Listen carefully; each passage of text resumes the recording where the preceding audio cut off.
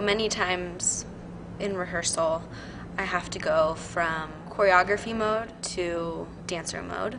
I have to be able to see it as an audience member, but also be in the piece itself. A lot of times in rehearsal, I'll go from a state of watching Emily and seeing how I perceive it. Right away I have to change into the dancer mode and be in it. And it can be really challenging to live between the two, because I often don't get to see things that I wish I saw. I can't see it with the two of us, at least in person. I can see it through video, but video is always different than it is in person.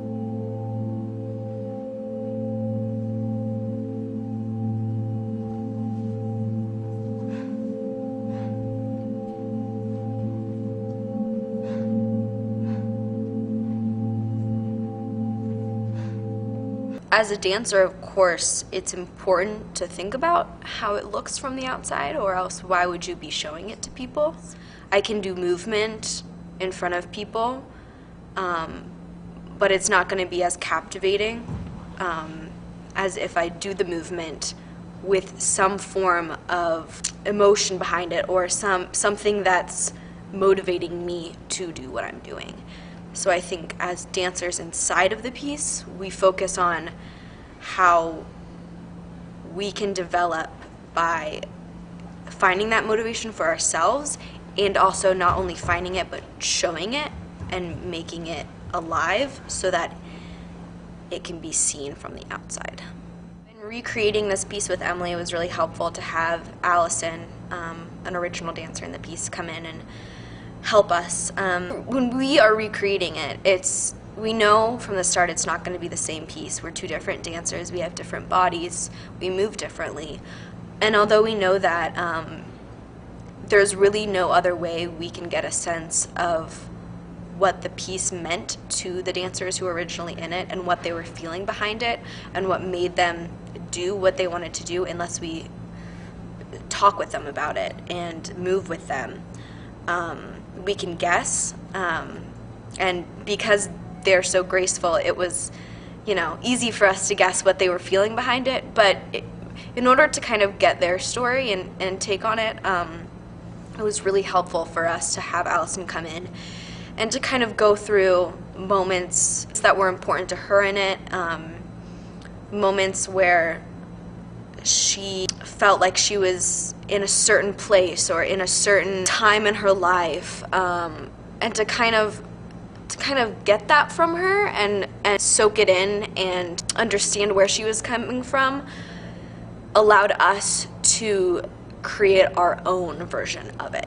We had some complicated lifts in the piece, and watching the video, it was very difficult for us to figure out exactly where our hands go, or so just in terms of finding an easier way to go about fixing those problems, and or how did Claire know when to go at this part? Was she watching for a certain move of Allison? Like, there's certain little things here and there and they could give us those little tidbits. And the nice thing was we could follow them or not. It's our own bodies, and so we're changing it as it goes. But they had like the guidelines, they had the base for us. Finding music that created texture that I was going for, but still was not too strong, was what my challenge was. So I hesitated to find anything that overwhelmed the piece or complicated the piece, or that people would listen to instead of watching the dance. So I wanted it to almost be background noise that supported what they were doing.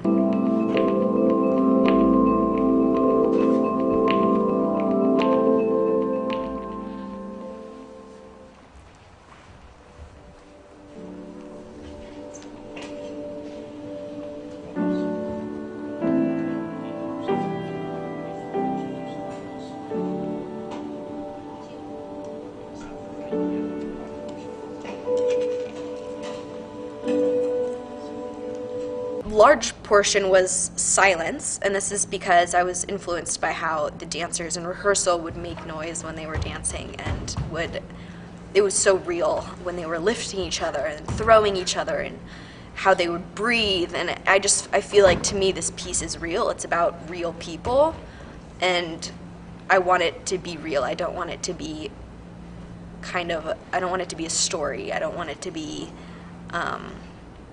some sort of a fairy tale, or I don't want there to be this concrete ending or beginning. You know, I wanted it to be this non-linear experience, and I think having those moments of silence made it real and tangible. Music and costumes are always the hardest part, and I think costumes were really hard for me because for me, there's such a thing with, you know, what should dancers wear? Should they be wearing clothes that make them dancers? Because we already know they're dancers. If they're wearing stretchy clothing, does that make them a dancer? Do we want them to be seen like that? Or no matter what they're wearing, are they going to still be seen like that? So I think it was really hard for me to kind of think of how do I want them to be seen? And the first thing people see is what they're wearing. Unless they're in the dark the whole time, you're seeing their bodies, you're watching their bodies. So the most important thing for me is that the clothing they're wearing is complementing the movement they're doing. I didn't want it to overpower their movement. I wanted it to match the style I was going for, the time I was going for, like modern day people.